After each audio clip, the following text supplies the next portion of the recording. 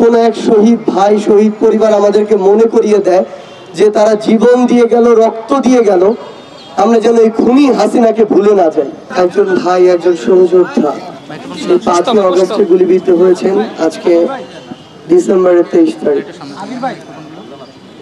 4 মাস 18 দিন পরও আমরা আমাদের ভাইদেরকে হারাচ্ছি।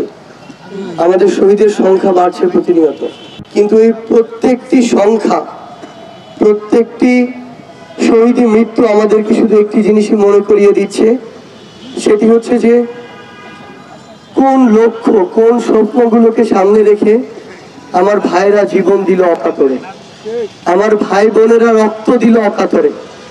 আমরা যেন আমাদের জায়গা থেকে সেই স্বপ্নগুলোর সাথে বিন্দু মাত্র বিশ্বাসঘাতকতা কেউ না করি। আমরা যেন আমাদের দায়িত্বগুলো থেকে বিন্দু মাত্র বিচ্যুত না হই। এবং সবচেয়ে বড় কথা হচ্ছে, যখনই এই খুনি হাসিনার এমন নির্মমতা, নৃশংসতা আমরা অনেকেই কিভাবে যেন ভুলে যাই, তখনই আমাদের কোন এক শহীদ ভাই শহীদ পরিবার আমাদেরকে মনে করিয়ে দেয় যে তারা জীবন দিয়ে গেল, রক্ত দিয়ে গেল, আমরা যেন এই খুনি হাসিনাকে ভুলে না যাই। আমরা যেন এই বাংলার মাটিতে খুনি হাসিনা সহ যারা এই হত্যাকাণ্ডের সাথে জড়িত ছিল, এই নৃশংসতার সাথে জড়িত ছিল, তাদের জন্য বিচার নিশ্চিত করি।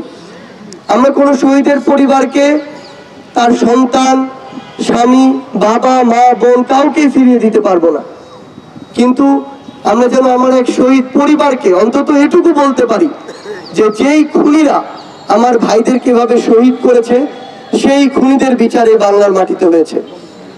আমরা যেন খুনি হাসিনা কিভাবে নির্মমতা চালিয়েছে বিগত 16 বছর এবং বিগত অভ্যুত্থানের সময়, দয়া করে আমরা যেন এটি ভুলে না যাই। আমরা শুধু এটুকুই চাইবো, এই বাংলাদেশের মাটিতে আমার ভাইদের রক্তের উপরে, জীবনের উপরে আমাদের যে আস্থার অভ্যন্তরীণ এবং আমাদের বিশ্বাসের যে অন্তর্বর্তীকালীন সরকার হয়েছে, আমরা যেন এই অন্তর্বর্তীকালীন সরকারের সময় আমাদের সকল জীবনের রক্তের যে বিচার, সেই বিচার আমরা দেখে যেতে পারি।